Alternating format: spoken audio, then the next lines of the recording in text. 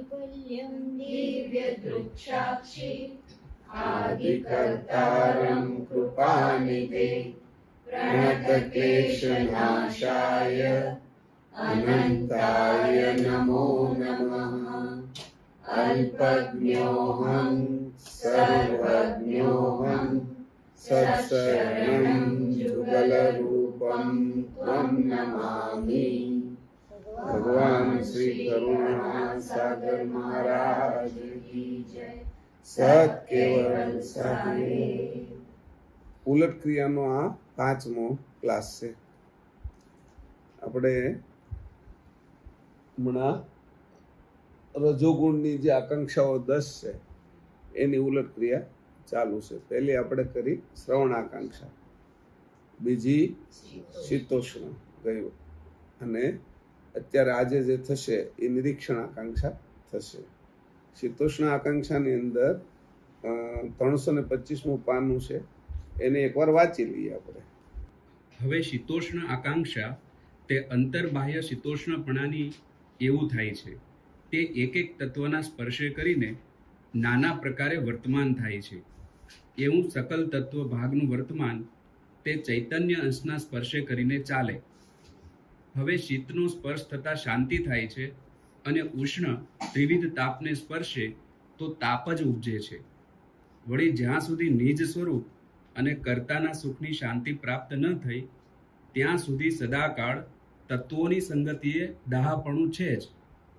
હવે વિષયને વિશે વર્તે છે, તેથી શાંતિ ઉપજે છે, પણ તે શાંતિ નિજ સ્વરૂપના સુખની નથી એમ જાણવું. કારણ કે આ શાંતિએ કરીને તો જે વેળા વિષયની પ્રાપ્તિ થાય નહીં તે વેળા કામાગ્નિના હેતુએ અધિક તાપ ઉપજે છે.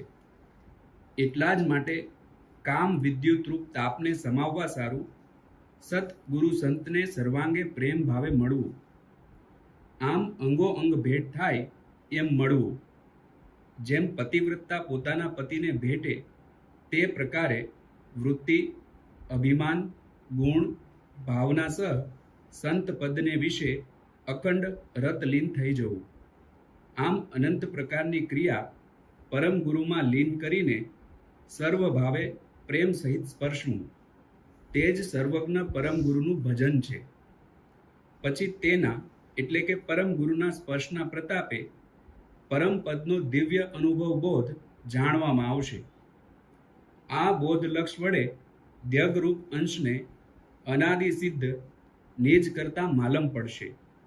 આ અંશની હેતુરૂપ સજાણ દ્રષ્ટિ તે સ્વજાતિ ભેદ વડે કરીને કર્તા બદ્ધ વિશે પહોંચે તે જ પ્રભુ સાથેના સ્પર્શનો અવિનાશી યોગ થયો જાણવો.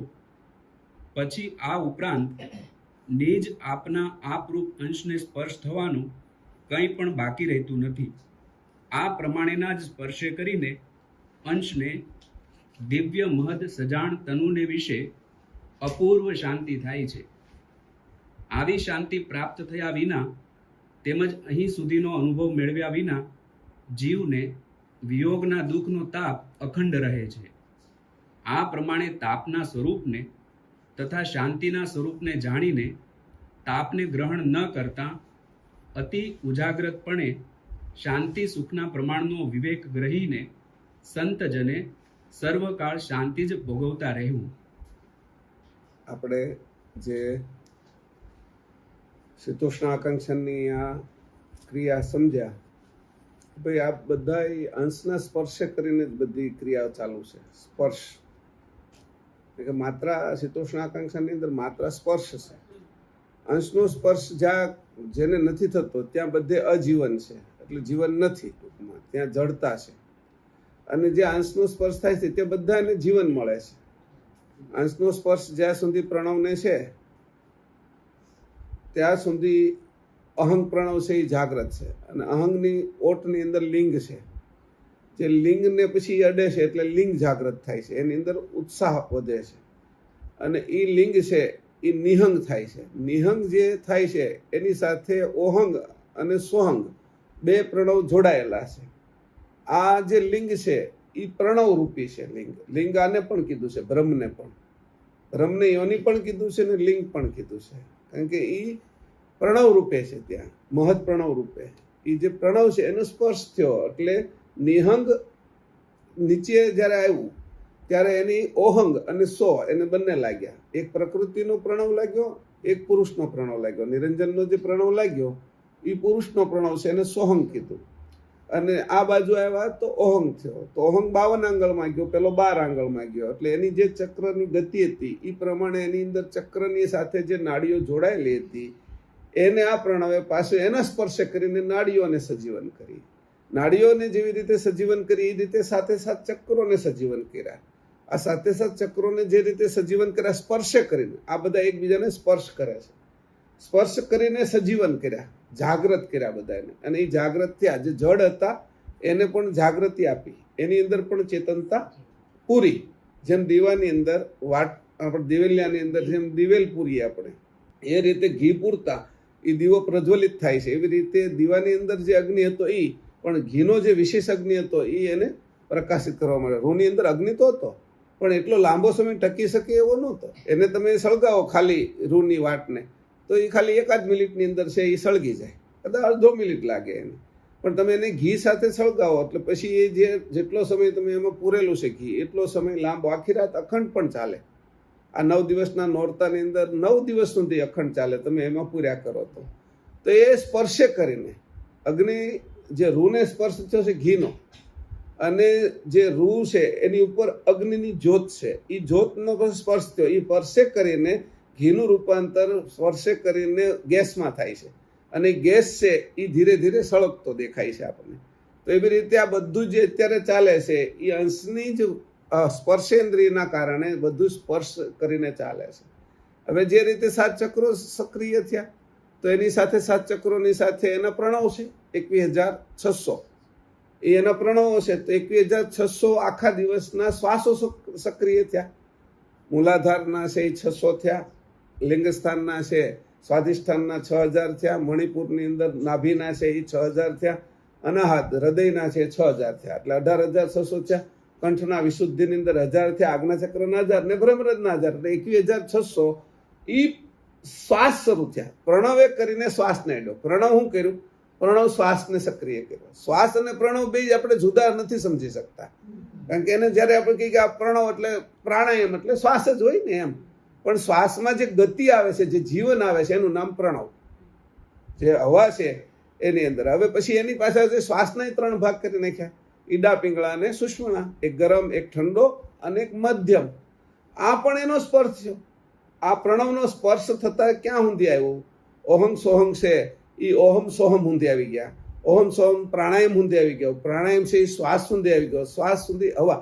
અને એના પ્રમાણે પાછા હવા જે રીતે અથડાતી હતી એ પ્રમાણે અંશની વૃત્તિ ફરતી હતી, એટલે 52 અક્ષરો નીકળ્યા. એટલે ભાવ અને ભાષા બધું શરૂ થઈ ગયું. એમ કરતા નિર્જીવ શરીર છે એ સક્રિય અને ચેતનવંતું થઈ ગયું અંશના પ્રતાપે. આજે આખી સમગ્ર સ્પર્શ કરીને કોને કોને સ્પર્શ કરતા શું થયું? એના સ્પર્શે કરીને જે રીતે હું ચેતન થયો છું એવી રીતે આ સૃષ્ટિ ચેતન થઈ છે. મહદ પ્રણવે છે આપણો પ્રણવે આપને ચેતન કર્યા.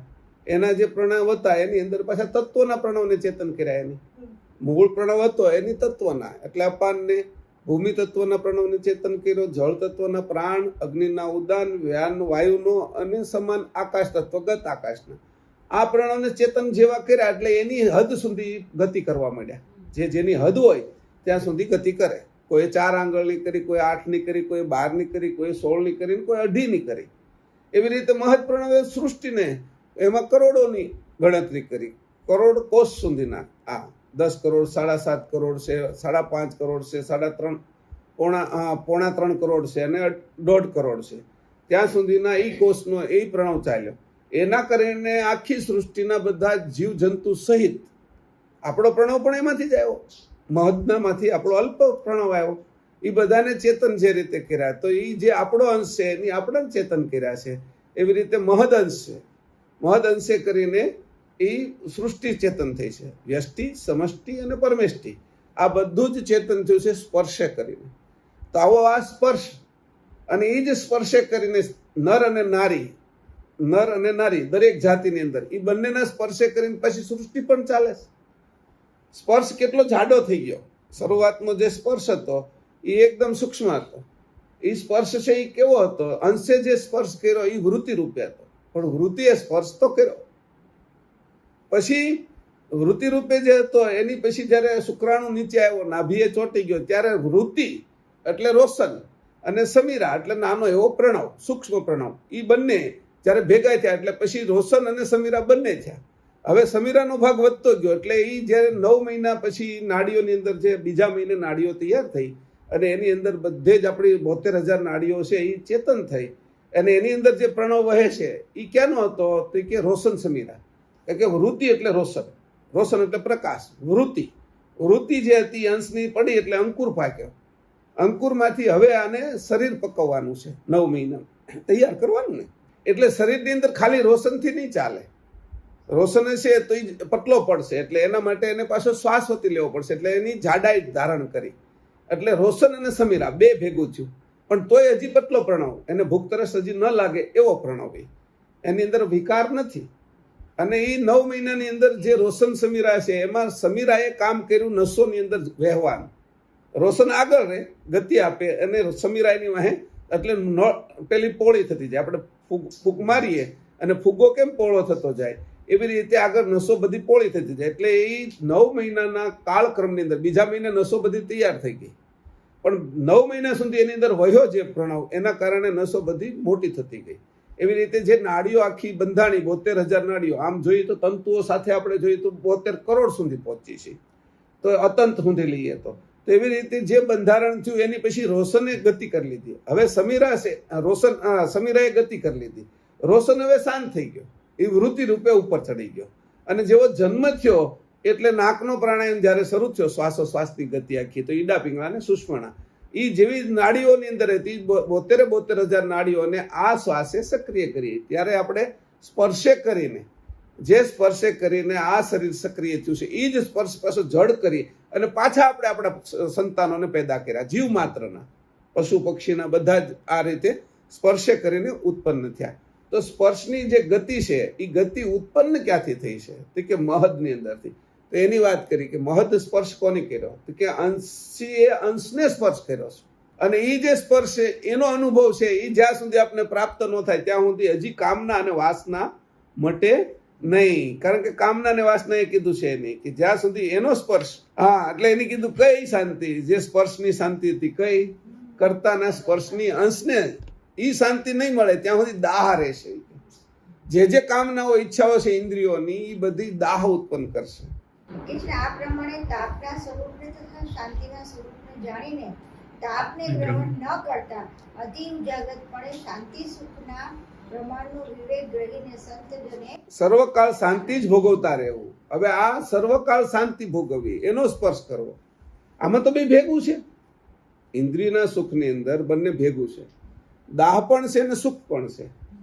પણ આપને પછી એવું લાગે છે સુખ ન મળવાથી દાહ જે ઉત્પન્ન થાય છે એ આખો સમય રહેશે, અને થોડો સમય જે સુખ ઉત્પન્ન થાય ઇન્દ્રિયોનું એવું પૂર્ણ નથી. કે એટલે કર્તાની સાથે જે એકતા કરવી છે એ અંશે કરીને કરવાની છે. એ જે સ્પર્શ કરવો છે એને હંમેશા એ સ્પર્શમાં રહેવું, કે આ સ્પર્શ આપણે પ્રાપ્ત કરવો.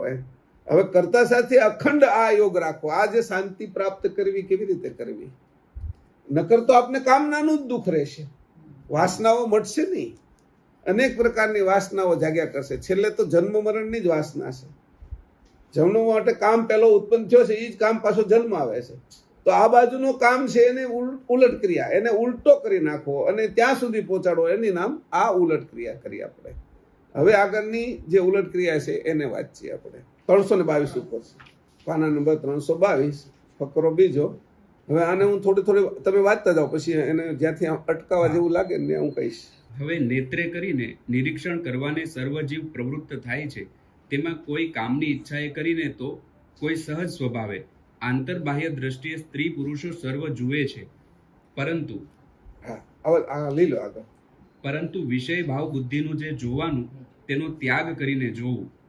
વળી તત્વ પ્રવૃત્તિ સમૂળ જોઈને તેમાં જે વિષયાદિ ક્રિયા વિભાગ વર્તે છે તે વિષયાદિ ક્રિયાનો વિભાગ ત્યાગ કરાવીને તેને પરમાર્થને વિશે લગાડવા. બસ. હવે નેત્ર કરી નિરીક્ષણ કરવાનો જે સર્વ જીવ પ્રવૃત્ત થાય છે. આપણી પ્રવૃત્તિ ક્યાંથી શરૂ થાય છે? નિરીક્ષણથી. જ્યાં જે કાંઈ છે પ્રવૃત્તિ શરૂ થવાનું મૂળ કારણ છે નિરીક્ષણ. આ નિરીક્ષણ કરીને પ્રવૃત્તિ શરૂ થાય છે. આગળની પ્રવૃત્તિ સાંભળવું છે, કોઈની વાત સાંભળી છે, એ તો કાને આવી, પણ હજી પ્રવૃત્તિ શરૂ કરવા માટે આપણે નિરીક્ષણ કરીએ છીએ. એટલે આ જે રીતે આપણે સ્ત્રી પુરુષ જોવા જાય છે ને, છોકરા છોકરીઓ જોવાનું ગોઠવીએ છીએ, મળવાનું ગોઠવીએ છીએ, તો એના કરીને શું થાય છે, તેમ કામની ઈચ્છાએ કરીને તો કોઈ સહેજ સ્વભાવે અંતર્બાહ્ય દ્રષ્ટિએ સ્ત્રી પુરુષો સર્વ જુએ છે. હવે આ કઈ દ્રષ્ટિએ જોઈએ છીએ આપણે? કોઈ કામની ઈચ્છા છે કે કોઈ બીજી અંદર ઈચ્છાઓ છે કે ભાવ જેવો હશે આપણો અંદર, એ પ્રમાણે પરિણામ આવશે કે. એટલે મેં એના થોડા ઉદાહરણો લખ્યા હતા કે ભાવ છે શું કામ કરે છે. એટલે કે આનંદ પોતાના હાથમાં અસ્ત્રો રાખે, એને ધાર કાઢેલી હોય ફર્સ્ટ ક્લાસ મજાની, અને એ છે એનું કાર્ય હું કયા ભાવે એ અસ્ત્રો હાથમાં પકડે છે. એ જ રીતે કોઈ આ લોકો કોમી રમખાણ થાય છે, એ લોકો પણ અસ્ત્રો રાખે, અને એ અસ્ત્રાથી છે એ કોઈની ગરદનની આ નાડીઓ કાપી નાખે, તો એના હાથમાં અસ્ત્રો છે. પછી આ જે બકરા કુકડા આ લોકો જે કાપનારા છે, એના હાથમાં અસ્ત્રો હોય છે. એ પેલો ગળું જ કાપે કોઈનું. આ બધા તો એ જે અસ્ત્રો 3ના હાથમાં છે.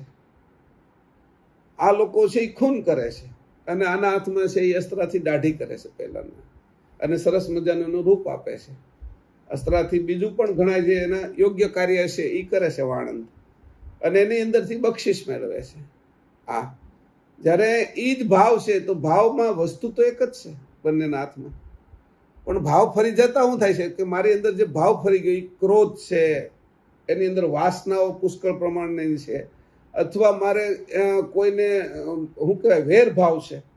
જ્યારે આની અંદર મારો વેરભાવ નથી, આની અંદર હિંસક ભાવ નથી મારો, આની અંદર મારો પ્રેમ ભાવ છે, પ્રીત ભાવ છે, કોઈ ઓળખીતો છે. હવે કોઈ પોતે જ તે પોતાનો ભાઈ છે, એના લગ્ન છે, એવો વાણંદ છે, તો એના ભાઈને કેવી રીતે બધું કરી દેશે? તો કેટલો સારી રીતે કરશે. હવે આપણે જ વિચાર કરીએ કે આપણા રીતે આપણા કોઈ સંબંધી હોય એ બ્યુટી પાર્લરનું કરતા હોય તો કેટલું સારી રીતે આપણું બધું કામ કરે. એટલે ભાવ છે ને ત્યાં, એના હાથમાં બ્લેડ હોય ને પેલાના હાથમાં બ્લેડ હોય, તો કેટલો ભાવ ફરક પડે છે કે. તો એને એમ થાય કે હું સારામાં સારો મારો ભાઈ કેમ, મારી બેન કેમ સારી દેખાય, એના માટે હું શું કરું? એ જે ભાવ ભરેલો છે ત્યાં એ જ કીધું છે કે જે અંતર બાહ્ય દ્રષ્ટિએ સ્ત્રી પુરુષો સર્વ જુએ છે સહેજ સ્વભાવે, અને એક કામની ઈચ્છાથી જોવે છે. આ બે વાત થઈ. હવે આ જ રીતે છે એ ડોક્ટરના હાથમાં છરી હોય છે, અને કોઈ ગુનેગાર છે, કોઈ ખૂની છે, તો એના હાથમાં છરી હોય છે. તો જે MS ડોક્ટર છે, સર્જન જે ઓપરેશન કરે છે, તો એનું પરિણામ, એનો ભાવ શું છે અને પહેલાનો ભાવ શું છે? બંને પૈસા જ લેવા છે બંનેને, પણ એકને જીવાડીને પૈસા લેવા છે, ઓલો પૈસા ન આપે તો એને મારીને પણ પૈસા લેવા છે, લૂંટવો છે એને જેને, તો બંનેને પૈસા તો બંનેને પ્રાપ્ત કરવા છે. તો આ એના જ્ઞાનથી, પોતાની સમજણથી ત્યાં ભાવ ફરી જાય છે. હવે કોઈ છે એ કોઈ દવા સૂંઘાડે છે અને બેભાન કરી દે છે, તો એવાય બે પ્રકારના લોકો છે કે દવા સૂંઘાડીને કપડું વપડું મૂકી અને અપહરણ કરીને લઈ જાય, અને પાછળથી ખંડણી કે પૈસા કે એની માંગણી કરે, અથવા ન આપે તો કે મારી નાખશું, અથવા નાના છોકરાઓને ત્યાં સૂંઘાડીને ઉપાડી જાય. આવી રીતે કરીને કિડનીઓ, લીવર આ તે વેચવાવાળાની એ જ જે સૂંઘાડીને ડૉક્ટર છે એ કિડનીને ને લીવરને એને રિપેરિંગ કરે. પહેલા છે એ એને એના અંગો લઈ જાય ને મારી નાખે. તો પહેલા ડૉક્ટર છે એ જ એને સૂંઘાડી અને એને બેડું કરી, તો ભાવ ફરક થઈ ગયો, તો આખું પરિણામ ફરી જાય છે.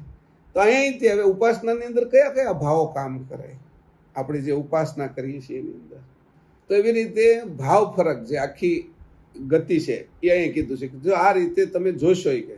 તો આમાં પાછી બીજી વાત કરી, પરંતુ વિષય ભાવ બુદ્ધિનું જે જોવાનું તેનો ત્યાગ કરીને જોવું. વિષય ભાવ જોવાની જે બુદ્ધિ છે એનો ત્યાગ કરીને જોવું. વિષય ભાવ છે એની અંદર કામના છે, તો નિષ્કામનાથી કોઈ ક્રિયા થાય ખરી? જે ક્રિયા વિષયવાળી છે, વિષય ભાવની ક્રિયા છે, એ નિષ્કામથી થાય ખરી? કે જેની અંદર એના ઉમદા પહેલા હોય પરિણામો, એ પરિણામો વાસનાવાળા પરિણામો ન હોય, આ બાજુના પરિણામો ન હોય. એટલે એ પરિણામો કેવા છે કે વિષય ભાવ, વિષયાદિ ક્રિયા વિભાગ વર્તે છે. હા, વિષય ભાવની બુદ્ધિને ત્યાગ કરી દીધો, પણ ક્રિયા તો રહી. વિષય ભાવની તમે વસ્તુનો, વિષય ભાવનો તમે ત્યાગ કરી દીધો. હવે એ જ વસ્તુ આનેથી થોડા ઊંડાણમાં જાય. એક ડૉક્ટર છે એ પૈસા લેવા માટે આ ઓપરેશન કરતો હતો અને એની હવે ચેરિટી કરી કે ભાઈ મારે કોઈ પણ પૈસા મારે જોતા નથી, બરાબર. અને હું પોતે તે આ જે દર્દીઓ એવા ગરીબ હશે એના માટે દવા પણ મફત આપી શકે અને 2-5 એવા લોકોને ગોતી લઈશ કે જે સામાન્ય ખર્ચો લાગે છે એનું દાન ઈ લોકો કરે, મારા એવા મિત્રોમાંથી. તો એની ચેરિટી શરૂ કરી. હવે એ જે ઓપરેશન કરે છે હવે એનો પૈસા લેવાનો ભાવ નથી. તો એ કેવા પ્રકારનું ઓપરેશન તો અત્યારે કરે છે, પહેલાંય કરતો હતો. પણ પહેલાં એના એમ હતું કે મને 50,000 મળે છે ને એના મને 70,000 કેમ મળે, એનો ભાવ આ પણ હતો એક વખત કે ભાઈ મેં એટલા બધા પૈસાનો ખર્ચો કરીને હું ડૉક્ટર થયો છું તો એ કમાઈ લઉં ને એમ. એટલે 50 ને 70 મળવાની આશા એને હતી. અહીંયા તો ચેરિટી શરૂ કરી એની, કાંઈ પણ મળવાની. તો ક્રિયા એની, પરિણામ તદ્દન આખું જુદું છે. હવે પરિણામનો પક્ષ શું છે? હવે પરિણામ પક્ષ છે એ ડૉક્ટર છે, ડૉક્ટરના પક્ષમાં પરિણામ છે. હવે દર્દીના પક્ષમાં પરિણામ નથી, કારણ કે જે દર્દીના પક્ષનું જે પરિણામ હતું એ તો જે પેલો 70,000 કે 50,000 ઓપરેશન કરવાનું તોય આવવાનું હતું, અહીંયા ફ્રીમાં કરે છે તોય આવવાનું છે. પણ ડૉક્ટરને એમ થાય છે કે મેં કંઈક એવું કામ કર્યું જે મારું જીવન સાર્થક થયું, એ પરિણામ છે. હવે કે મેં જે હવે ઓપરેશન જે કર્યું છે એની અંદર મારા માટે મેં કાંઈ નથી કર્યું, એટલે એને સાર્થક જીવન, પોતાનું જીવન સાર્થક છે, મેં કંઈક આ કર્યું છે એનાથી. અને પછી જ્યારે એ દર્દીને જોવે છે અને દર્દીના મુખ ઉપર એ તેજ જોવે છે, એની અંદર જે અને એ પાછો ભાવ કરતો હોય છે કે તમે મારા ભગવાન છો, તમે આ માટે કર્યું છે, ત્યારે જે એને પ્રોત્સાહન મળે છે, જે ઉત્સાહ મળે છે, એ એને ઓલા પૈસામાંથી નહોતો મળતો. પૈસા તો એની કમાઈ લીધા, પણ એ પૈસામાંથી એટલું નહોતું મળતું કે જે એને શાંતિ મળે. એટલે કે ત્યાં આ બુદ્ધિ કામ કરે છે કે વિષય ભાવ, ક્રિયા આખી એની હોવા છતાં ક્રિયાની અંદર વિષય ભાવ મટી ગયો છે. તો કે વિષય ભાવની આ ક્રિયા મટી જવા પછીનું શું પરિણામ છે? તો એ કીધું કે જે પરમગુરુ અંશ છે એ પરમગુરુને મળે છે એ ક્રિયા છે કે હવે દાહ નથી રહેતો. એ જ ક્રિયાથી હવે દાહ મટી જાય છે. હવે દાહ મને નથી રહેતો. જે સંસારિક દાહ હતો, જે સંસારમાં આવવાનું થતું હતું, એ કર્તા સાથે મારી હવે એકતા થઈ ગઈ છે. હવે મારો વિષય કર્તાની સાથે વિષયમાં છું. હવે વિષય છે મારો છે એ આ બાજુના કોઈ સ્ત્રી પુરુષની સાથે મારો કોઈ વિષયની સંબંધ નથી, નર નારીના વિષયનો સંબંધ નથી. હવે ચેતન સંબંધથી હવે આ સંબંધ જોડ્યો છે. તો આ રીતે કીધું કે આ રીતે વિષય ભાવની બુદ્ધિનું જે જોવાનું તેનો ત્યાગ કરીને જોવું. વળી તત્વ પ્રવૃત્તિ સમૂળું જોઈને તેમાં જે વિષયાદિ ક્રિયા વિભાગ વર્તે છે તે વિષયાદિ ક્રિયાનો વિભાગ ત્યાગ કરાવીને તેને પરમાર્થને વિશે લગાડવા. હવે બીજી વાત કરી અહીંયા. પહેલું કીધું જોવાનું, પછી કીધું કે હવે તારે જોવાનું છે ભાવ સાથે તને જોવાનું. મેં કીધું પણ તત્વ ભાગ નહીં તારે જોવું. આ તત્વ હું ક્રિયા કરે છે અત્યારે છે એ તને છે એ બિહારી રાખે છે, તો તને સ્થિર કરી દીધો છે અથવા જડ કરી દીધો છે, એ તત્વ ભાવ હું વર્ત્યો છે તે કે ભૂમિ તત્વ. તને કોઈ પ્રવૃત્તિમાં લઈ જાય છે ત્યારે તો જળ તત્વની ક્રિયા શરૂ થઈ, એની વહે છે સ્પર્શ રસ માત્રા છે. તો એ જે તું વિષય ભાવ તત્વ ભાગને પણ જોતો ગયો. પહેલા તો તે ભાવ જુદો કર્યો, એ જે ભાવ જુદો થઈ ગયો એના કારણે તને ખબર પડી કે કયા ભાવથી કઈ ક્રિયા કરવી. એટલે પેલો 3 આપણે દાખલા લીધા કે એક ડોક્ટર છે, એકના હાથમાં છરી છે, એને હાથમાં છરી છે, પણ હવે એ જ ડોક્ટર પાછો ઓપરેશન એનું જ કરે છે, પણ હવે ચેરિટીમાં કરે છે, કોઈ મારે જોતું નથી એમાં. તો એનો જે ભાવ છે એ આખો ફરી ગયો. પેલો છરી મારીને જે કોઈને કાપીને જે પૈસા લઈ આવતો તો એને કરતા તો કેટલો ઉમદા ભાવ છે. તો જે મારી અંદર જે ભાવ પડ્યો છે અંશની અંદર કર્તા પ્રત્યેનો, એ કેવા ભાવની અંદર જાવું? હવે ઉપાસનાના ભાવની અંદર નહીં જાઓ, આ બાજુની કર્તા સાથેનો જે મારો ભાવ છે ઓપરેશનના ભાવમાં નહીં. મારે આ મનુષ્ય શરીર મેં ધારણ કર્યું છે એટલે મારે આ કરવું જોઈએ એમાં નહીં જાઓ. હવે હું અંશ છું અને મનુષ્ય શરીર મને મળ્યું છે અને આ કર્તાની વાત મળી છે મને, સકર્તાની. આ બધો યોગ થયો છે મને, એટલે આ સત્સંગ છે, આ બધાનો યોગ થયો છે. એટલે મારે કેવી રીતે ઉમદા ભાવ કરવો? હવે તો મને આ સૃષ્ટિમાં જે હું જીવું છું એ બધું એક સ્તર ઉપર જીવું છું, બાકી મારો ભાવ તો એની સાથે એકરૂપ છે. હું ત્યાંથી છૂટું પડતું નથી. એવી રીતે જ્યારે એની સાથે એકતા કરે છે. અહીંયા આવું છું, કરોળિયો નીચે આવે છે લાળને લઈને, પણ એનો ભાવ અહીંયા નીચે લટકવાનો નથી, એને તો પાછું એના ઝાડમાં જ છે. એટલે એ લાળ એને છોડતો નથી, કાપી નથી નાખતો. એટલે હવે એ જે લાળ ઉપર છે અને એની ઝાડમાં જ છે, લાળ છોડતો નથી. એમ જે ભાવનો વિભાગ તપાસી લીધો અને તત્વ ભાગને જાણી લીધા. આટલા બધા તત્વો જાણી લીધા, 84 તત્વો જાણી લીધા, 25 પ્રકૃતિ જાણી લીધી, પ્રણવો જાણી લીધા, સત્વજ્ઞાન જાણી લીધું, તત્વજ્ઞાન જાણી લીધું. આ બધાને જાણવાથી ખબર પડી ગઈ. આ જો ને સરસ મજાની સુગંધ આવે છે, એટલે સુગંધ આવી એ જોઈ કે ચંદનની સુગંધ છે. ચંદન કેવું હોય તો ઠંડક હોય એની અંદર. ઠંડો કયા તત્વોનો છે તો કે જળ તત્વ છે ઠંડુ. એટલે કીધું પછી સુગંધ છે તો કઈ માત્રા, સુગંધ માત્રાથી અમે જાણ્યું છે તો ભૂમિ તત્વનો ભાગ છે. તો બધાને જાણી લીધું તત્વની દરેક. અને સુગંધ હવે આ જે મને આવે છે એ સુગંધ હવે નાકથી લઈ મારા રોમે રોમને ચેતન કરીને આ સુગંધ અંશે થઈ જાય છે. સુગંધને અંશે કરી દેવાની. એવી રીતે જે આકાંક્ષા નિરીક્ષણ છે એમાં જે કઈ નિરીક્ષણ કરવાનું આવે છે એ બધાને અંશે કરી દેવાનું.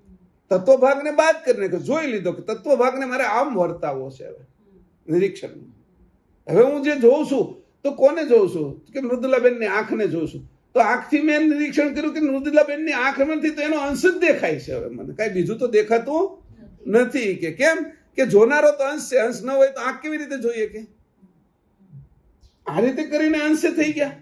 જોનારો તો અંશ છે. મેં જોયો ત્યારે બે ભાવ પ્રગટ થયા. મારા અંશે એના અંશને જોયો તો અંશ ભાવ પ્રગટ થવા માંડ્યો. ધીરે ધીરે વાતાવરણની અંદર ભાવ આખો પલટો થઈ ગયો.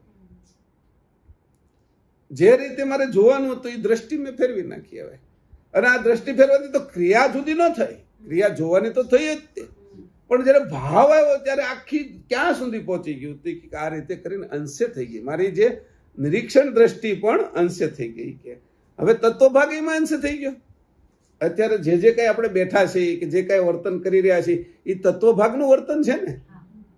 અહીંયા મન આપણે બેસાડે છે ને કે આવી સરસ મજાની વાતો છે, ચાલો બેસીએ. એમ સત્સંગ છે એમાં મન પોરવાયેલું છે. કુસંગમાં આપણું મન નથી પોરવાયેલું. એટલે એ સત્સંગ બુદ્ધિ અને સમજવાની કોશિશ કરે છે તો એમની વાહે અંશ છે ને. અહંકાર સ્થિર રાખે છે આપણે. હા, અહીંયા આપણે 1 કલાક બેસવાનું છે. કે ચિત્ત સંસ્કારોને જાળવી રાખે છે કે ભાઈ આ જે અત્યાર સુધીના જે સંસ્કારો છે એમાં જે સારાપણું હતું એના કારણે અમે અહીંયા ભેગા થયા છે.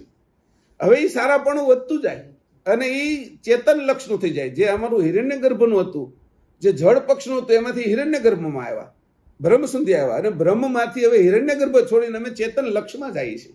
તો 2 પક્ષને અમે બાદ કરી નાખ્યા, સગુણ અને નિર્ગુણ. અને બાદ કર્યા પછી જળ અને હિરણ્ય ગર્ભ, આ 2 પક્ષ બાદ થઈ ગયા. પ્રણવને બાદ કર્યો મેં. આ રીતે કરીને જયારે પ્રણવને બાદ કર્યો તો પ્રણવ કોના કારણે છે? તો કે અંશના કારણે. તો હવે અંશ દ્રષ્ટિ કોના કારણે છે? તો કે અંશના કારણે. તો દ્રષ્ટિ બાદ થઈ, આંખે બાદ થઈ અને એની જે મૂળ સમજણ હતી ત્યાં સુધી હું પહોંચી ગયો. હવે જયારે અંશે જોવાનું કર્યું ત્યારે હવે મારા વચ્ચેના જે ભાગો હતા એ સ્ત્રી અને પુરુષના બધા રદ થઈ ગયા. હવે હું જયારે અંશે જોઉં છું ત્યારે અંશની દ્રષ્ટિ થઈ ગઈ. એટલે 8 અને 2 ભાગ જે પોખેલા હતા એની અંદર હવે સમાનતા આવવા મળી. કે જયારે જોવાનું શરૂ કર્યું તો અંશે અંશને મળવાનું કર્યું ને, અંશે અંશને સાંભળવાનું કર્યું ને, અંશે અંશને જોવાનું કર્યું ને. તો આ રીતે કરીને એની આખી તત્વનો ભાગ અને ભાવનાનો ભાગ, આ બંને ભાગને એની વ્યવસ્થિત રીતે કર્યા, કે એને ગોઠવી નાખ્યા. ત્યારે શું થયું? આ રીતે પરમાર્થને વિશે લગાડવા આ જયારે પરમાર્થને માટે લાગ્યા. છેલ્લો અર્થ સ્વાર્થથી શરૂ કરીને પરમાર્થ સુધી પહોંચ્યા તો કે પરમાર્થને વિશે લગાડવા. પછી આ બંને વિભાગ એકઠા કરીને આ બંને વિભાગને એકઠા કરી નાખ્યા, ભાવવાળો અને તત્વવાળો. એમાંથી જે કચરો કાઢવાનો હતો એને કાઢી નાખ્યો. હવે શુદ્ધ થઈ ગયો. પહેલા તો મેં માખણ કાઢી લીધું, પછી એમાંથી કીટું કાઢી લીધું, તદ્દન શુદ્ધ કરી નાખ્યું. શુદ્ધ કરી નાખ્યું છે તો હવે મેં એને એકત્રિત કરીને એક તૈયાર કર્યું કે જે મારે ઉપયોગમાં આવે એવું. હવે દીવો પ્રગટ થશે મારે એની અંદરથી. એટલે એ જે ભાગ હતો એને મેં લઈ લીધો અલગ. આ રીતે કરીને બંને વિભાગ એકઠા કરીને અંતર્ભાવ વૃત્તિ પાસે લાવીને પદાર્થ ઉપરની ભાવના પોતે સમેટી લેતા પછી તે દ્રષ્ટિ જે શેષ રહે છે તે આપના આપ અંશની પોતાની બાહ્ય દ્રષ્ટિ જાણવી. આ તારી બાહ્ય દ્રષ્ટિ છે. એ કીધું કે આટલું 2 વસ્તુને ભેગી કરીને મેં ચોખ્ખી કરી નાખી. એટલે જે તું પરમાર્થ વિશે ગયો એટલે તને અંશની પ્રતીતિ થઈ ગઈ. તું આ અંશ છો, તું આપનપુ પોતે છો. આવી તને જયારે દ્રષ્ટિ પ્રાપ્ત થઈ, આ નિરીક્ષણ આકાંક્ષા, કે તને બાહ્ય દ્રષ્ટિ જાણવી, કે આ તારી બાહ્ય દ્રષ્ટિ છે. તું તને જાણી ગયો એ બાહ્ય દ્રષ્ટિ છે. હવે અંતરદ્રષ્ટિ કઈ છે? તો કે કર્તાને જાણવા. એટલે 2 દ્રષ્ટિ તને જોઈએ છે ને. કે બાહ્ય દ્રષ્ટિ, કારણ કે અહીંયા તો આંખો આગળનું જ જોવે છે, પણ કદાચ આ આંખને પાછળ પણ બે આંખો મૂકી દીધી હોય તો આગળ પાછળનું બંને જોવે, ત્યારે એ બંને આંખો પછી અંદર જોવે ત્યારે એની અંતરદ્રષ્ટિ થાય. આ બહારની આંખે અંદર જોવે અને આ આંખે અંદર જોવે ત્યારે જે પોઈન્ટ ઉપર મળે ત્યારે એ જે જગ્યા ઉપર છે એ અંશી છે. હું અહીંયા પહોંચી ગયો આંખે તો અંશ થઈ ગયો, મારી દ્રષ્ટિને પાછી લાવી નાખી તો અંશ થઈ ગયો, પણ મને જે જોઈ છે હું તો કે અંશી, અને આ કાયમિક મને એને જ જોવા છે, એને જ નિરીક્ષણ કરવું છે, કારણ કે મારી પ્રીત વધતી જવી જોઈએ એના પ્રત્યે. કાયમિક મને એને જ નિરીક્ષિત, મારે એને જ જોવા છે, એના પ્રત્યે જ મારે ભાવ કરવો છે. જેમ નાની ઉંમરની અંદર સ્ત્રી છોકરા છોકરીનો સંબંધ થાય અથવા પ્રેમ થઈ જાય તો એની કોઈ ઈચ્છા એવી થાય જ નહીં કે હું બીજાને જોઉં, ત્યારે બંને હિપ્નોટાઇઝ હોય. એ મારે એની અંદર હિપ્નોટાઇઝ થઈ જવું છે, મારે એની અંદર એવી રીતે આકર્ષાઈ જવું છે કે મારે આકર્ષાઈ જવું છે અને એ મને આકર્ષી લે, કારણ કે હું આટલો સમય તો ફર્યો છું, મારું એટલું ફરવાનું થયું, એટલું રખડવાનું થયું. આ જન્મની અંદર બધા સુખ મળે તો મને શું સુખ છે? મારા સિવાયનું શરીરના સુખ છે, અને શરીરના સુખો આવે છે ને જાય છે, પાછા દુઃખ દેતા જાય છે. મને તો અખંડ જે પતિવ્રતાનો જે ધર્મ છે, અખંડ આનંદ છે, એ આનંદની અંદર જવું છે. તો કે નિરીક્ષણ ખાલી આ જ વિષયમાં કરવું, કે તો પરમાર્થ વિશે આ ગતિ પ્રાપ્ત કરવી, આપના આપ અંશની પોતાની બાહ્ય દ્રષ્ટિ જાણવી. આ બાહ્ય દ્રષ્ટિ તે સજાણ નયન હોય, તે પરમ અલૌકિક પોતાને અંશ સ્વરૂપને દેખાડવા લાગે છે. ત્યાર પછી તું અંશ છો એ તને સમજાવવા મળશે. પહેલા શરૂઆતમાં જોવામાં તને ધ્યાનમાં નહીં આવે. શરૂઆતની અંદર આ લોકો લેબોરેટરીનું ભણતા હોય તો એની સામે લોહી મૂક્યું હોય, પછી એને પેલું માઇક્રોસ્કોપ મૂકે તો એને ધ્યાનમાં ન આવે કે આ કોરોનાના બેક્ટેરિયા છે, આ કોલેરાના છે, આ મેલેરિયાના છે, આ ડેન્ગ્યુના છે. એને પહેલા તો એને એમ લાગે કે લોહી જ છે, એમાં કઈ વિશેષ કાંઈ મને દેખાતું નથી. પણ ધીરે ધીરે એની અંદર એક રૂપ લેવા મળે, પછી એને બધું સમજાવવા મળે. પહેલા તો આપણે લોટ જ દેખાય છે નાની ઉંમરે, પણ જ્યારે એનો આકાર લે છે ત્યારે ભાખરી થઈ જાય છે, રોટલી થઈ જાય છે, પૂરી થઈ જાય છે, શીરોય થઈ જાય છે ઘઉંના લોટનો, એની અંદરથી સુખડી થઈ જાય છે, અનેક વ્યંજનો એની અંદરથી તૈયાર થવા મળે છે, કારણ કે રૂપ આકાર લે છે. ત્યારે શરૂઆત છે તું અંશે નહીં દેખા, તને શરૂઆતમાં તને અંશે નહીં દેખા, પણ જ્યારે તું આ રીતે કરીશ ત્યારે ધીરે ધીરે ધીરે તને એક વાતાવરણ ઊભું થશે, જે ઊભું થશે એની અંદર સ્પષ્ટ દેખાવા મળશે, તું ઓળખવા મળીશ કે આ મારું સ્વરૂપ છે. પહેલા ઓળખાણ નહીં થાય. પહેલા તો તું સ્કૂલમાં જાય તો તને ક્યાં ખબર હતી કે આને વ્યંજન કહેવાય, આને સ્વર કહેવાય, આને કક્કો કહેવાય, આને બારાખડી કહેવાય, આને 1 થી 100 કહેવાય, આ 1 થી દાણ કહેવાય, 11 થી વિશા કહેવાય. આ તને ક્યાં ખબર હતી? આ ગુજરાતી કહેવાય, આ છે એ હિન્દી કહેવાય, અંગ્રેજી કહેવાય, સંસ્કૃત કહેવાય, એ ક્યાં ખબર હતી તને?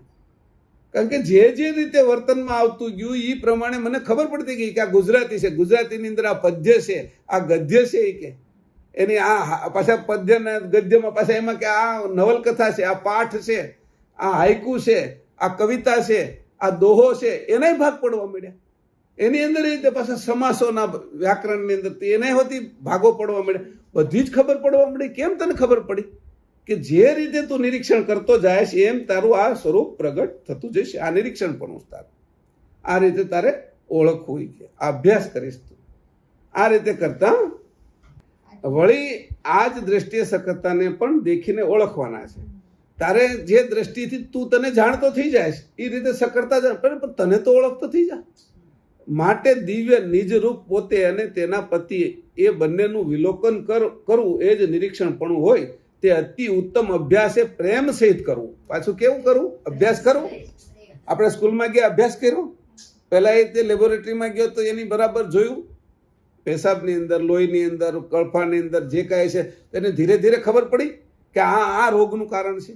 આપણે ખબર પડી કે આ ગણિત કહેવાય, ગુજરાતી કહેવાય, આ બધી ભાષાના જે ગ્રંથો આવ્યા, પુસ્તકો આવ્યા, ભણ્યા આપણે, તો અહીંયા એ જ કીધું આ રીતે અભ્યાસ છે. પાછો અભ્યાસ કેમ કરીશ?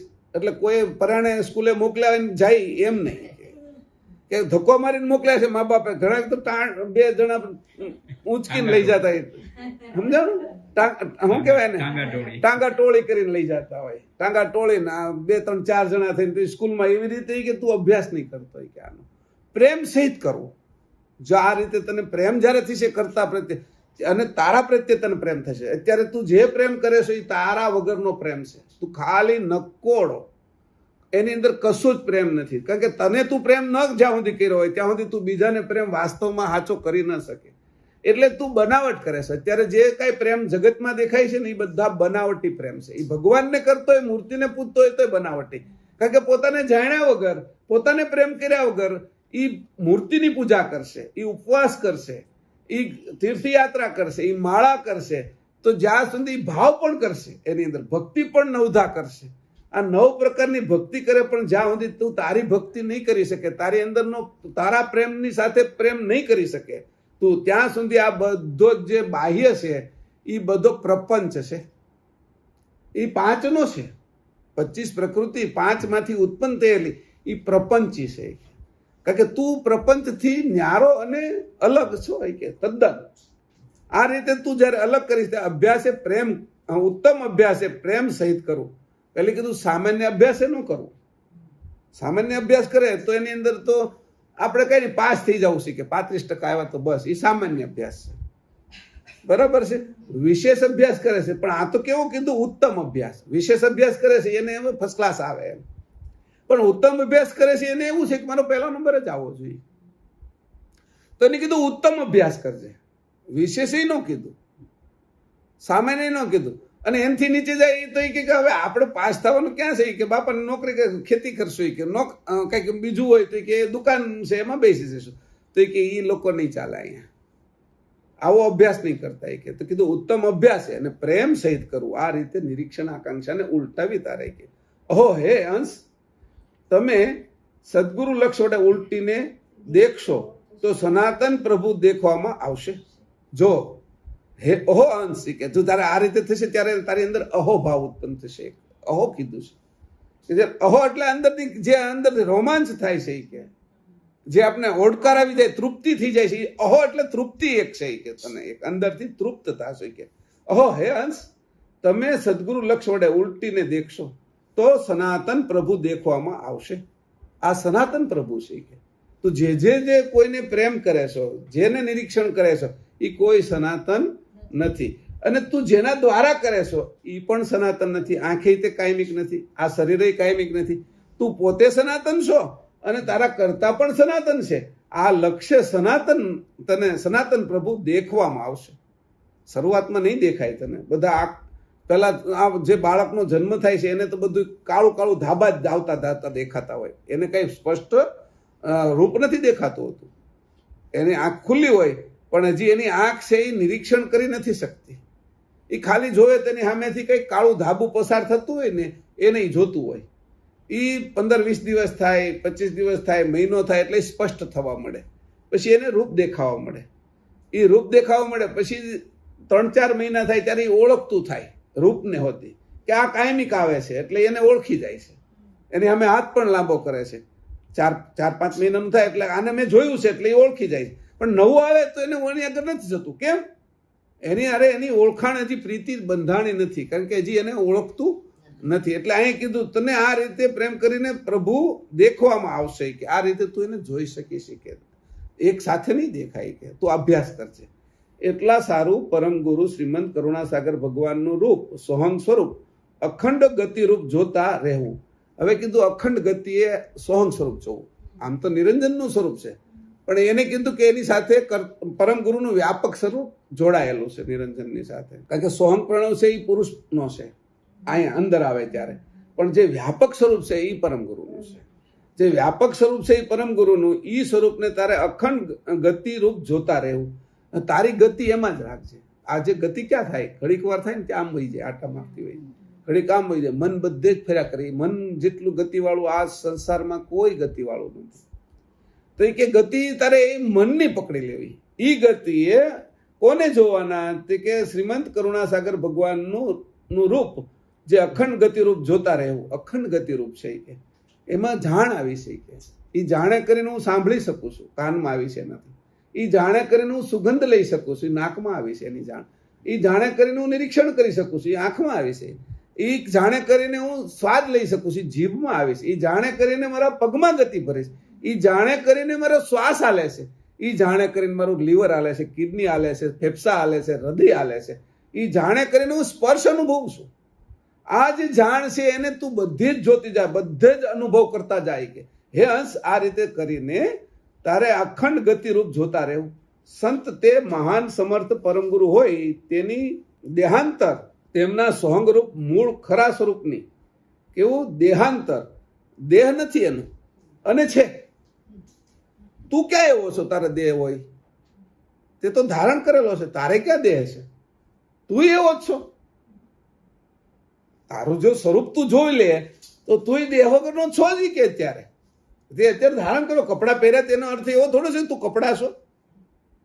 તું કપડાથી અલગ છો ને. તો એટલે કે દેહાંતર, દેહ નથી. કોને? તેમના સોંગરૂપ મૂળ ખરા સ્વરૂપની. એટલે એને કોઈ દેહ નથી. તો કયો દેહ નથી? તે કે સાતે નથી. તો તારે ક્યાં દેહ છે? તારે સાત દેહ નથી. આ સ્થૂળ સૂક્ષ્મ કારણ, મહાકારણ, પરમ કારણ, પ્રણવ દેહ અને અંકુરી દેહ તારે નથી. કે જ્યારે તું આ રીતે જોઈશ, નિરીક્ષણ કરીશ, ત્યારે તને પણ દેહ વગરનો તું જોઈશ. અને તારા અખંડ જે પતિ છે એ કે ઈ દેહાંત સમર્થ પરમગુરુ હોય તેની દેહાંતર આ બધા દેહની અંદર એની જાણ આવી છે. અને જાણે કરીને આ બધું કાર્ય કરે છે એમ કરીને તું જાણને પકડ.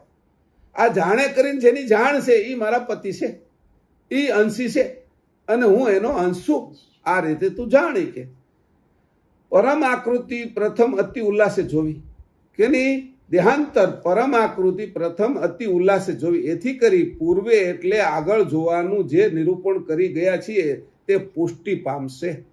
કારણ કે પરમ આકૃતિ પ્રથમ અતિ ઉલ્લાસે જોવી.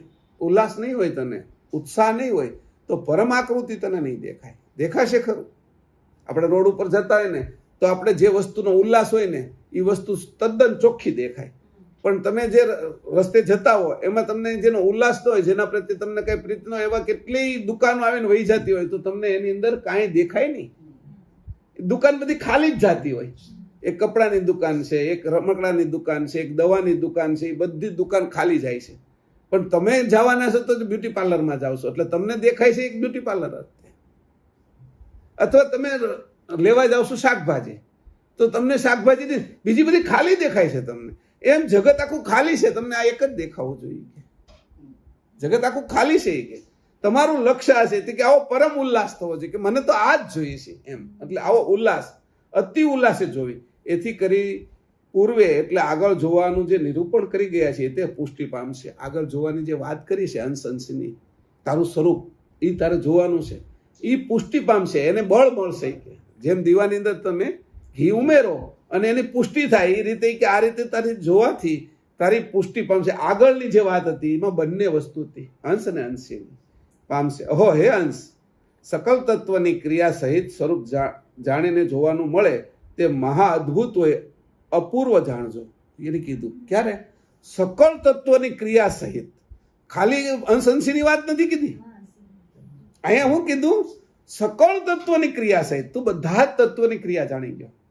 અવ્યાકૃતની ક્રિયા શું છે, જનજનની ક્રિયા શું છે, શંકરની તમોગુણની ક્રિયા શું છે, વિષ્ણુની સત્વગુણની ક્રિયા શું છે, રજોગુણ બ્રહ્માની ક્રિયા શું છે. તને બધા જ તત્વની દરેક ક્રિયાની તને ખબર પડી ગઈ. આ સકળ તત્વની ક્રિયા સહિત સ્વરૂપ જાણીને પણ પાછું તારું સ્વરૂપે જાણ્યું. તત્વોને તે છોડી ન દીધા, તેનો ત્યાગ નથી કરી દીધો, તે જેને જાણી લીધા. જાણી લેવાથી ત્યાગ થઈ ગયો. હવે ત્યાગ થઈ ગયો એટલે તે તદ્દન એને હું અડીશ જ નહીં એવું પણ ન કીધું કે હું અંશ છું, ગમે ત્યારે જરૂર પડશે પાછો એનો ઉપયોગ કરીશ. તો ઉપયોગ કર્યા પછી પાછો મૂકી પણ દઈશ. કારણ કે હવે તને આ પકડી રાખે એવા તત્વ ભાગની અંદર એવી તાકાત રહી નથી કે તને એ પકડી રાખે, તને બાંધી રાખે, તને જેલ કરી દે, તને કેદ કરી દે. એવી હવે એનામાં તાકાત નથી રહી. કારણ કે તે સ્વતંત્ર પદ પ્રાપ્ત કરી લીધું.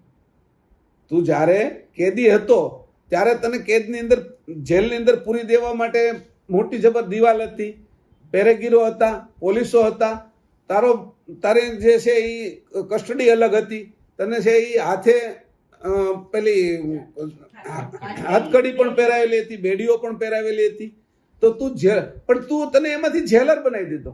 હવે તું જેલમાં આવે અને જા, તને કોણ રોકી શકે? કે તું કાલે કેદી હતો અને આજે તું જેલર થઈ ગયો, તને ઉપરથી કોઈ રાષ્ટ્રપતિ એવો હુકમ કર્યો કે ફલાણા ભાઈને હવે તમારે છે એ જેલમાંથી મુક્ત કરવાના છે અને એને એ જ જેલના જેલર બનાવવાના છે. જે તું તત્વની જે ગૂંથણીમાં હતો, જે દિવાલોમાં હતો, જે બેરેકમાં હતો, જે હાથકડીમાં હતો, જે ચોકીદારીના પેલામાં હતો, મોટા મોટા જે ન તૂટી શકે એવા દરવાજાની અંદર તને પેક કરેલો હતો, એવા તાળાની અંદર મારેલા હતા, એ બધા અત્યારે તો હવે તો એ તાળા તારા માટે ખુલી જાય. તારે અંદર જવું હોય તો જઈએ કે અને બહાર જવું હોય તો કે કેમ કે સકલ તત્વની ક્રિયા સહિત સ્વરૂપ જાણીને જોવા મળે તે મહા અદ્ભુત હોય, અપૂર્વ જાણજો.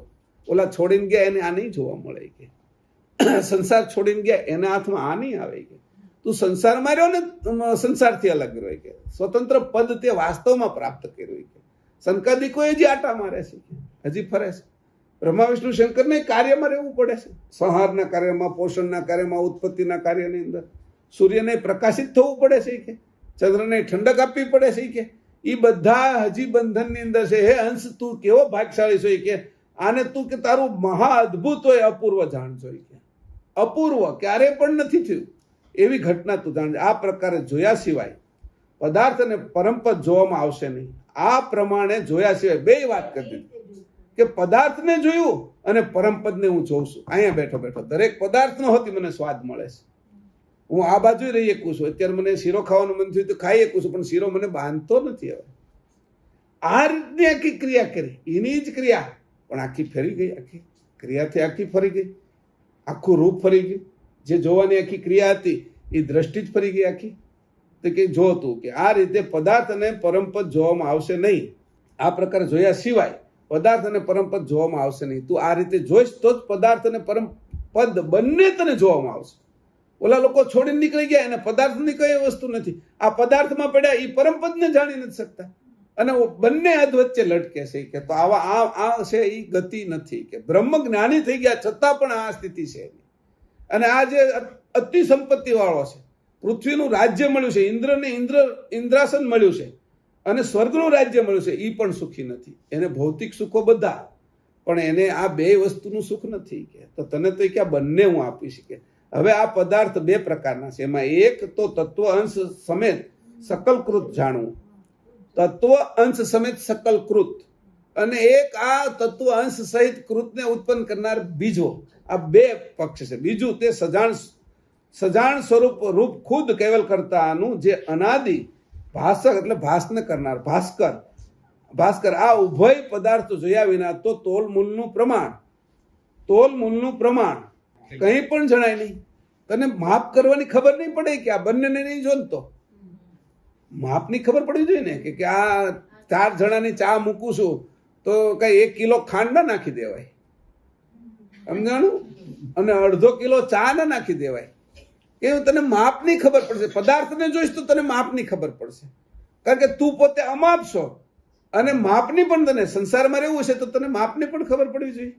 એટલે કીધું કંઈ પણ જણાય નહીં. વળી અવધિ અને અવધિ રહિત સીમા આદિ મધ્યાંત જાણવામાં આવે નહીં.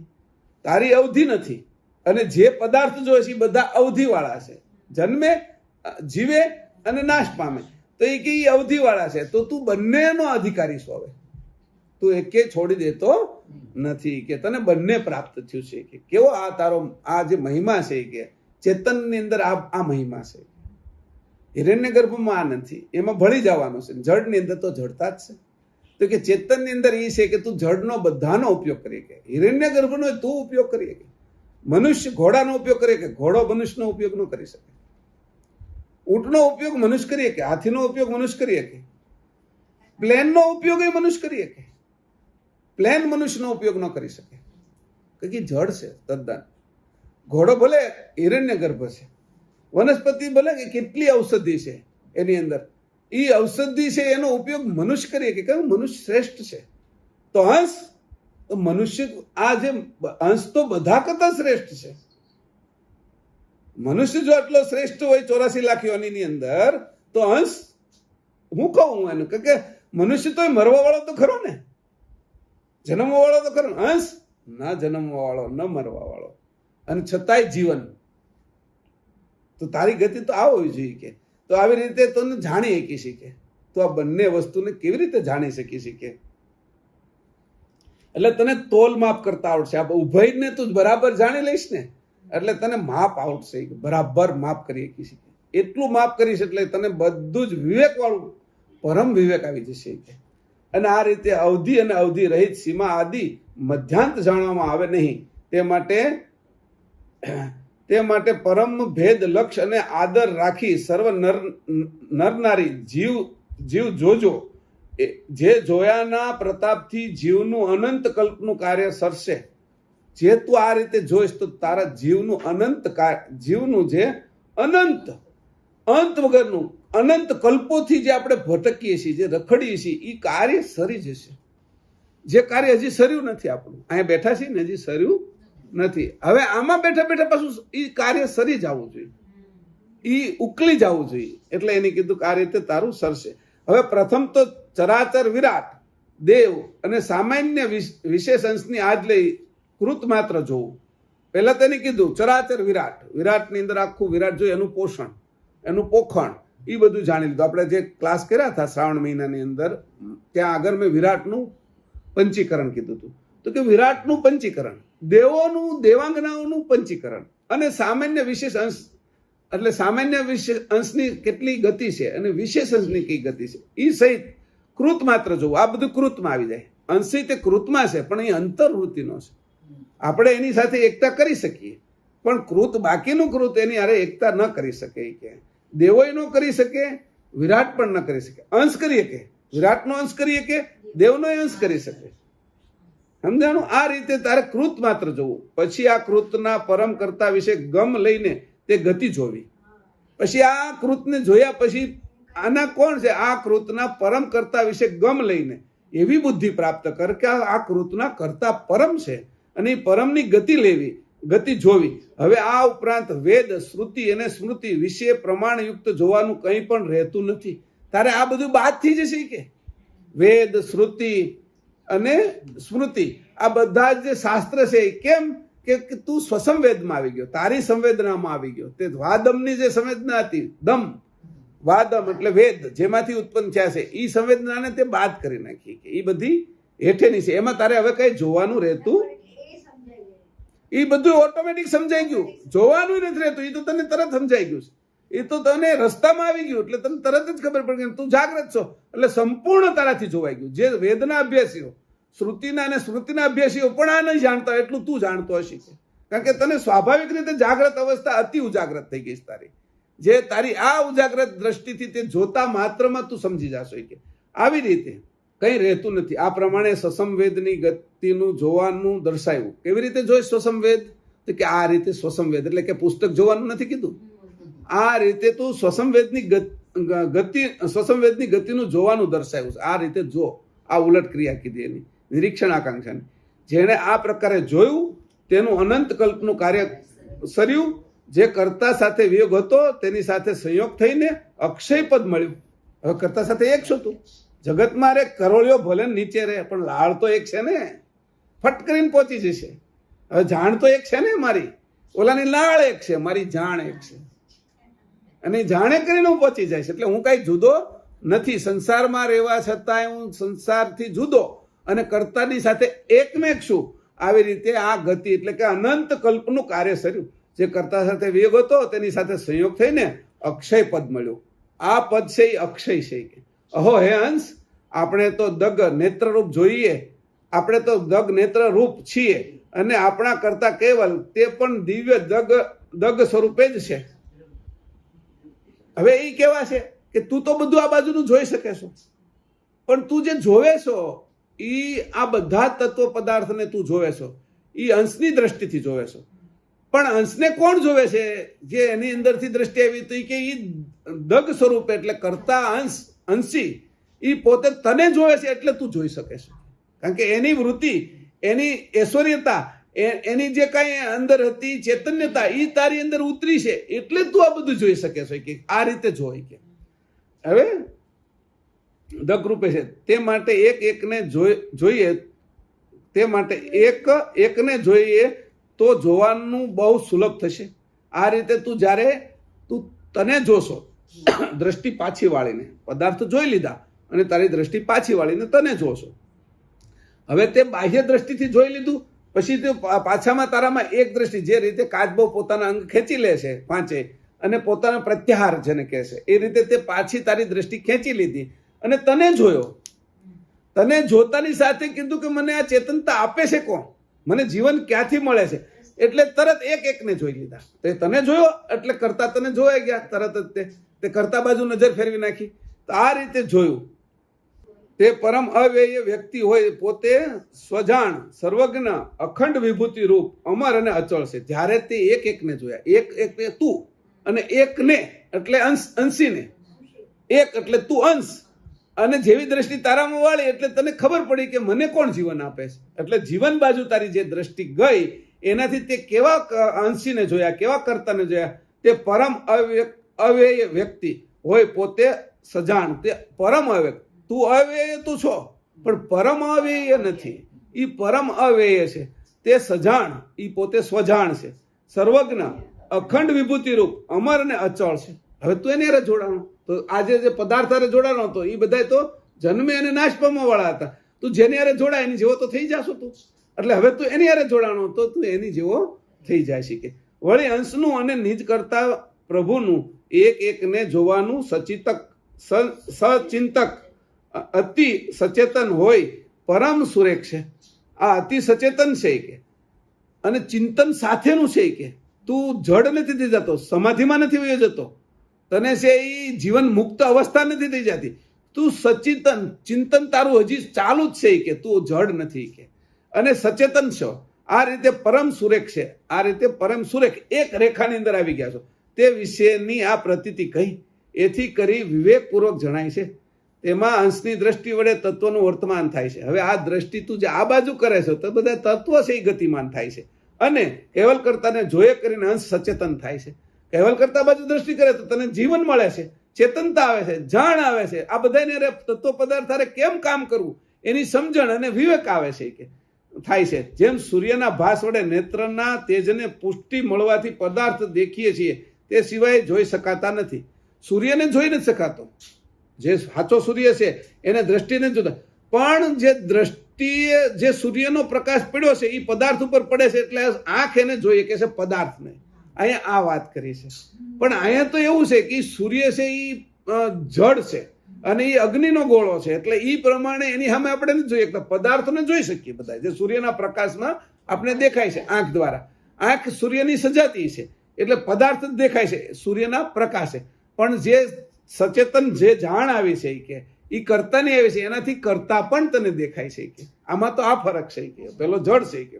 પણ સૂર્ય કઈ નેત્રની પુષ્ટિએ સર્વને દેખાતો નથી, પણ જોઈ કે અંશથી તો તને દેખાશે કે. તે તો સ્વયં પ્રકાશક છે. તેનું કામ તો જીવને નેત્રે પદાર્થ દેખાવા સારું પડે છે. આ પ્રકારે અલ્પજ્ઞ અને સર્વજ્ઞ નિરખવાનું દેખાડી દીધું. આ પ્રકારે જોઈને પરમ પુરાતન પ્રભુ અચળ છે તેનું જ તમે યજન કરજો. આવા પરમ પુરાતન પ્રભુ અચળ છે એનું જ તમે યજન કરજો. કે આવું યજન કરવું એ જ કે આ નિરીક્ષણ આકાંક્ષા છે એની ઉલટ ક્રિયા થઈ.